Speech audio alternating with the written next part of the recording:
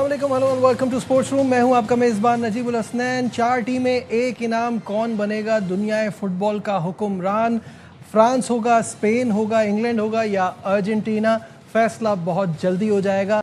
Studio में मेरे साथ मौजूद हैं अली तैयब। अली, अस्सलाम वालेकुम, वेलकम टू द शो। और बड़े ज़बरदस्त मुकाबले चल रहे हैं और अब वर्ल्ड कप फाइनल जो है वो बहुत ही करीब है। 2 मैचेस इससे पहले सेमीफाइनल के होंगे। इन तमाम चीज़ों पे बात करने से पहले आइए ज़रा एक हम ग्राफिक्स देखते हैं जो क्वार्टर फाइनल के रिजल्ट्स रहे वो क्या रहे। तमाम रिजल्ट्स पर एक नज़र डालते हैं। सबसे पहले जो मैच हुआ था, France one of the favourites of the world cup, France beat Morocco 2-0। Spain ने बेल्जियम को शिकस्त दी 2-1 से। इंग्लैंड ने नॉर्वे के आगे कामयाबी हासिल की 2-1 से। और अर्जेंटीना ने स्विट्ज़रलैंड को हराया 3-1 से। तो ज़बरदस्त क्वार्टर फाइनल मुकाबले देखे। फ्रांस और मोरक्को का तो काफ़ी वन साइडेड और एक्सपेक्टेड भी था। वो आपने देखा, एट आर्म्स लेंथ रखा और कोई ऐसे मैच के अंदर ऐसी कोई चीज़ नहीं वे यू फेल्ट कि मोरक्को जो है वो कोई नुकसान पहुंचा सकता है फ्रांस को। That was pretty straight forward. जहाँ तक स्पेन और बेल्जियम की बात है तो आपने देखा कि वो मुकाबला काफ़ी वो था, लेकिन अगेन स्पेन ने एक तो उसमें सबसे एक सिग्निफिकेंट चीज़ ये हुई थी कि टूर्नामेंट का पहला गोल कंसीड किया जो डी पहला गोल कंसीड किया, तो वो एक बड़ी वो थी कि और मिकेल मोरिनो का जो चार्म है वो भी बरकरार रहा। बिल्कुल रहा। देखें ना, एक अलग डायमेंशन, स्पेन एक बहुत ही डिफरेंट अंदाज से आई है। और उसके बाद फिर आपने इंग्लैंड और नॉर्वे का जो सबसे माउथ वाटरिंग आप कह सकते हैं ना, जिसको मदाबी फुटबॉल के बहुत ज़्यादा एंटिसिपेट कर रहे थे क्योंकि हालैंड एक नई सेंसेशन बने हुए, जैसे कि गूगल पे भी हो, तो इतना कुछ इस मैच में तो नहीं कर पाए। इंग्लैंड प्लेड रियली वेल और ज़ाहिर है जिस तरह बैलेंस ऑफ प्ले था और जितनी क्वालिटी इंग्लैंड के पास है, तो it was a tough match. Extra time में गया लेकिन डिजर्व्ड विन फॉर इंग्लैंड। बिल्कुल, फिर लेकिन ये जिस तरह से स्टार्ट हुआ था, नॉर्वे टुक द लीड, तो ऐसा लग रहा था कि वो जो ख्वाब है इंग्लैंड का दोबारा सेमीफाइनल में पहुंचने का आफ्टर 1990, कहीं वो अधूरा ना रह जाए। But Jude Bellingham made all the difference. देखिए, बात ये कि हम जूड बेलिंगम की बात कर रहे थे, big match player on the big stage. Mexico के खिलाफ 2 गोल्स, फिर आपने नॉर्वे के खिलाफ देखा 2 goals on the big stage when he was needed. तो ये बड़े खिलाड़ी की बात होती है, पहचान है उसकी, पहचान होती है। तो नॉर्वे ने एक गोल उनका डिसअलाउ हुआ था, तो उसके बाद थोड़ी मोमेंटम शिफ्ट करके और हालैंड को बहुत अच्छा मार्क भी किया हुआ था। सप्लाई लाइन मिडफील्ड से इंग्लैंड ने अच्छी कट की थी कि he was a lonely figure in the entire game, क्योंकि मैंने आपको बताया ना कि वो सेंटर फॉरवर्ड नहीं, स्ट्राइकर है, doesn't track back to get the ball to involve himself in the play. वो ये करता है कि he waits in the box, he आएगा, पोचर है ऑन द वर्ल्ड मैप की। हम दुनिया को पता चल गया कि नॉर्वे जो है क्या है। हाँ, कोई भी अब फुटबॉलिंग नेशन नॉर्वे को आसान नहीं लेगी, बिल्कुल भी नहीं लेगी। और द वे दे प्लेड और जिस तरह उन्होंने ब्राजील को हराया ना, आप देखिए ब्राजील को हराना 5 दफ़ा का आलमी चाहिए। ठीक है, it's not the same Brazil, लेकिन अगले वर्ल्ड कप में आपको बताता हूँ अंडर कार्लो एंचेलोटी, आप अगले वर्ल्ड कप में देखिएगा कि ब्राजील कैसे सामने आती है। लेकिन नॉर्वे अगेन हैट्स ऑफ, बहुत अच्छी कारकर्दगी रही और उनका जर्नी बहुत, it was a beautiful journey, it was a joy to watch Norway play.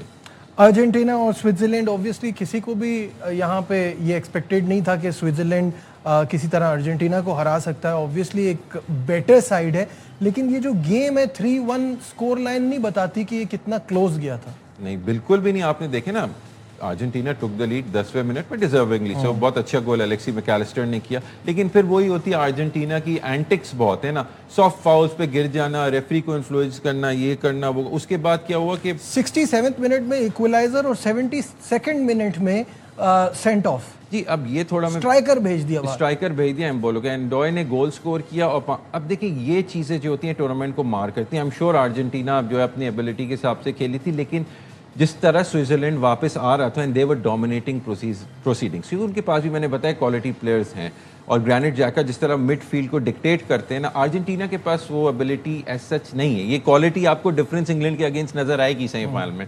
और फिर वहाँ पे ये प्लेयर को मिस्टेकन आइडेंटिटी के ऊपर सेंट ऑफ किया गया, नॉट राइट। एक सिमुलेशन थी, ठीक है सिमुलेशन होगी, लेकिन एक बंदा ऑलरेडी येलो कार्ड पे for the interest of the game. आपने एक तो वीआर का बड़ा इशू चला हुआ है ना कि कब वीआर को रेफर करना है। रूल चेंजेस हुए थे कि वीआर इंटरवीन कर सकता है, तो वीआर सिर्फ अर्जेंटीना के मामले में क्यों इंटरवीन करता है और बाकी किसी टीम के मामले में इंटरवीन वो नहीं करता। हम तो ये बात करते हैं कि थोड़ी सी बायसनेस नजर आती है या थोड़ा सा फेवर दिखाई देता है, वो चाहे ना भी हो लेकिन फील होता है, एक अजम्पशन ये जा रही है। बड़े बड़े दुनिया के न्यूज़पेपर्स पे आर्टिकल्स आ रहे हैं, they are using the word fix, कि वैसा लग रहा है कि फिक्स है। फिक्स एक बहुत ही टेलीग्राफ ने यूज किया एक्सट्रीम टर्मिनोलॉजी। अगर जिस तरह Messi, you can not raise your finger, referee को आप नहीं इस तरह करके उसको बोल सकते। उन्होंने दिखाई है पूरे वर्ल्ड के अखबारात में, ये फ्रंट पे शाया हुई है और उनको कोई वार्निंग, कोई कार्ड नहीं। तो ये सब चीज़ें पूरे शायकीन के उसमें और जितने भी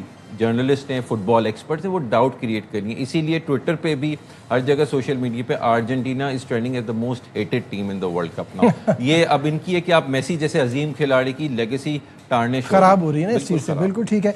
जहां आपने वीआर की बात की थी, उसमें इस टूर्नामेंट में जो रेड कार्ड्स की तादाद है इन दिस टूर्नामेंट 3 गुना ज़्यादा इससे पहले किसी भी टूर्नामेंट में। तो अब तक जो वीआर टेक्नोलॉजी को कह रहे हैं कि उसकी वजह से ही हुआ है, क्योंकि वो बहुत ज़्यादा अब इम्प्रूव हो गई है, बेहतर हो गई है। तो इसकी वजह से अगर आप देखें तो 2018 और 2022 में 4-4 रेड कार्ड्स मिले थे इवेंट में, इसमें 14 हैं 2026 में। स्क्रीन पर भी आ रहा है आपके सामने, आप देख सकते हैं कि ये एक अजीब सी बात है। तो ये अच्छा है कि बुरा है आपके ख्याल में Ali?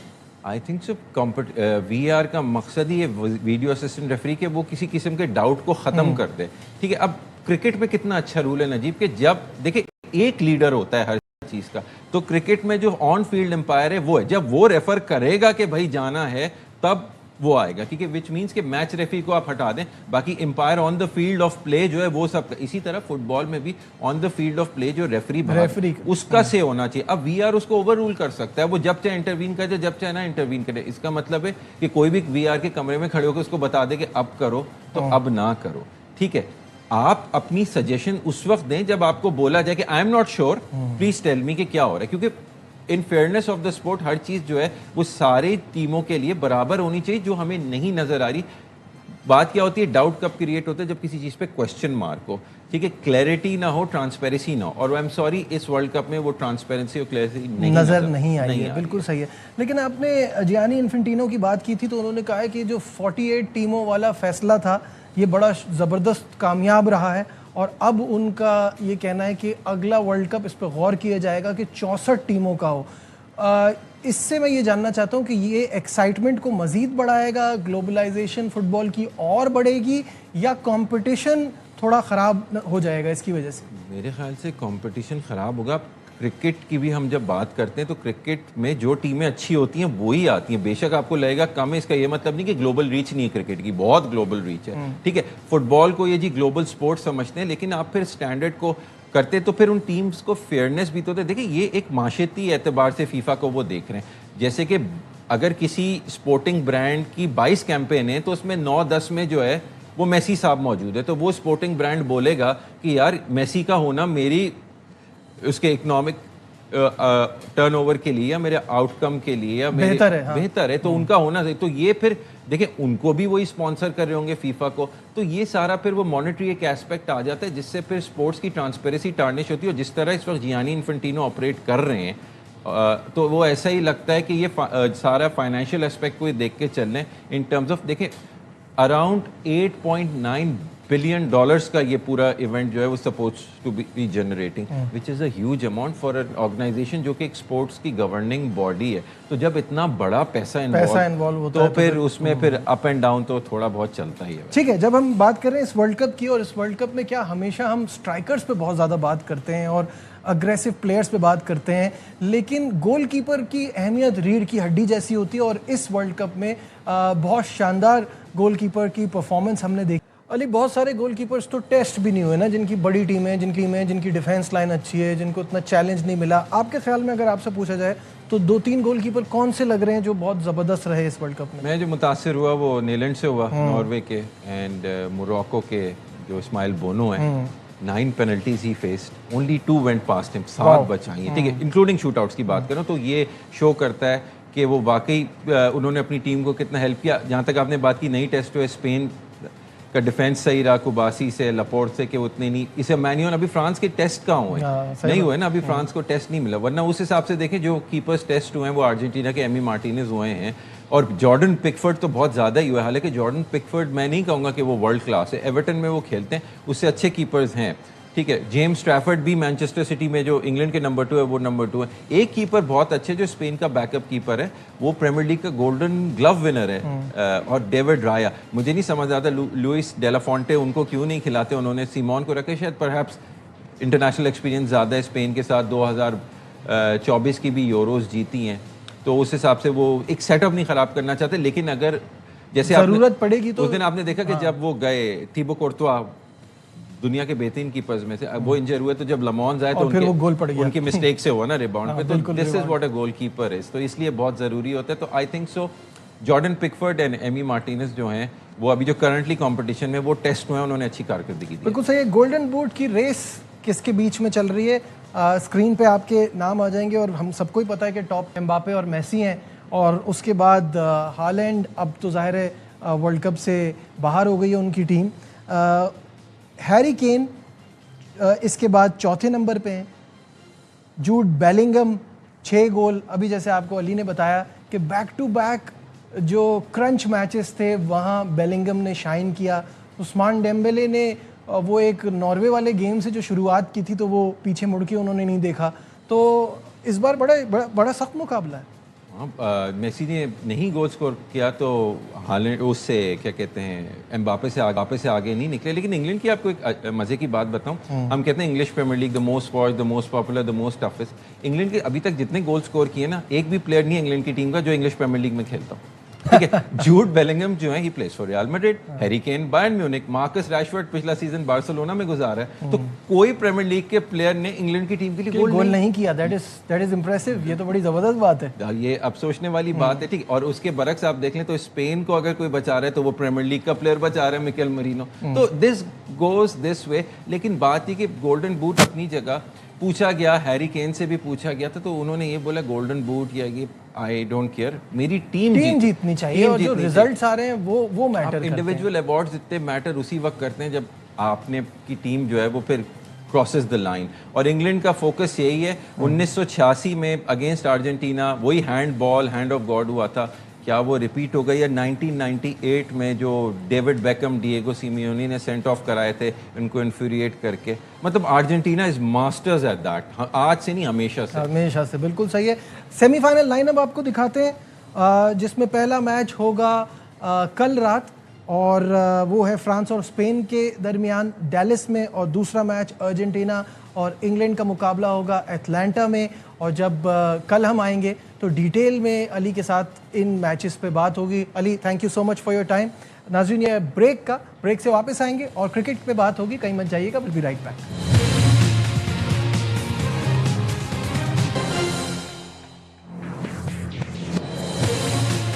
Glad to have you back once again to Sports Room। और पाकिस्तान क्रिकेट टीम नए कप्तान और नए अज़म के साथ वेस्ट इंडीज़ के लिए रवाना। 2 टेस्ट मैचेस की सीरीज़ 25 जुलाई से शुरू होगी। इस पर बात करने के लिए हमारे साथ हैं our sports correspondent Shahid Hashmi साहब। शाहिद साहब, अस्सलाम वालेकुम, वेलकम टू द शो।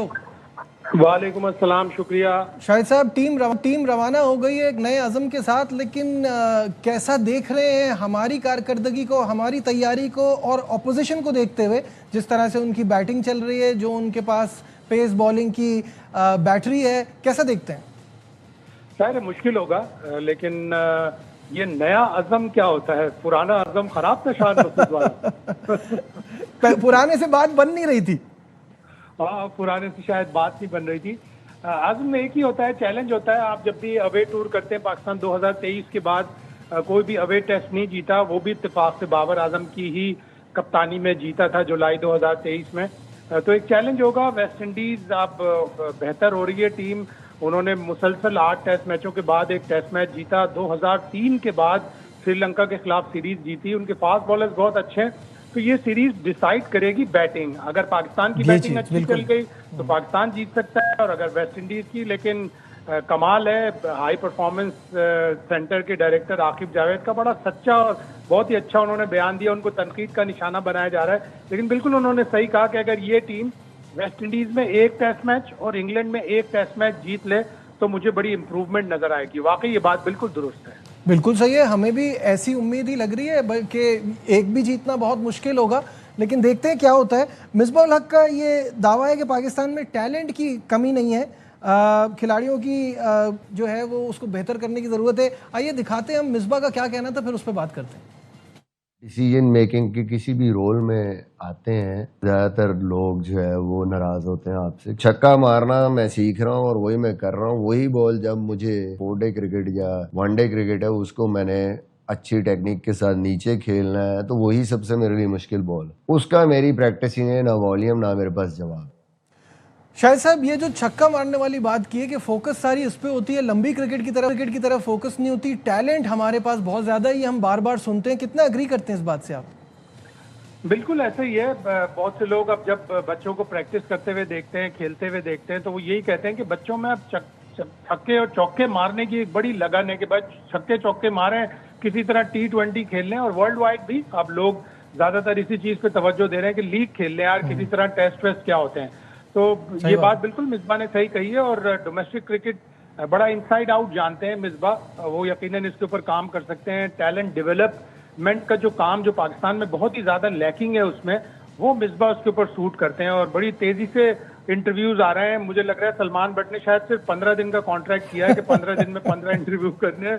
धड़ाधड़ इंटरव्यू आ रहे हैं, लेकिन अच्छा है, ठीक है। इन लोगों को भी अपना पॉइंट ऑफ व्यू देने की जरूरत है। आकिब जावेद ने कोई 119 इंटरव्यू दे दिए हैं, तो उससे हमें बहुत सा कुछ पता चल रहा है। बाकी इंटरव्यू से भी यकीनन पता चलेगा। लेकिन असल चीज दो चीजें होती हैं जिससे अनफॉर्चुनेटली या फॉर्चुनेटली बोर्ड की परफॉर्मेंस को जज किया जाता है कि इंटरनेशनली टीम की क्या परफॉर्मेंस है और आपकी डोमेस्टिक टीम से, डोमेस्टिक क्रिकेट से कितने जल्दी प्लेयर्स डेवलप होके आ रहे हैं। ठीक है, बहुत बहुत शुक्रिया शाहिद हाशमी साहब। हमारे जैसे कि आप जानते हैं कि पाकिस्तान टीम वेस्ट इंडीज़ के लिए रवाना हो गई है और तैयारी खूब की है। देखते हैं रिजल्ट्स क्या आते हैं। आज के प्रोग्राम में बस इतना ही। दीजिए अपने मेज़बान नजीबुल हसनैन को इजाज़त। अपना बहुत ख्याल रखिए। अल्लाह हाफिज़।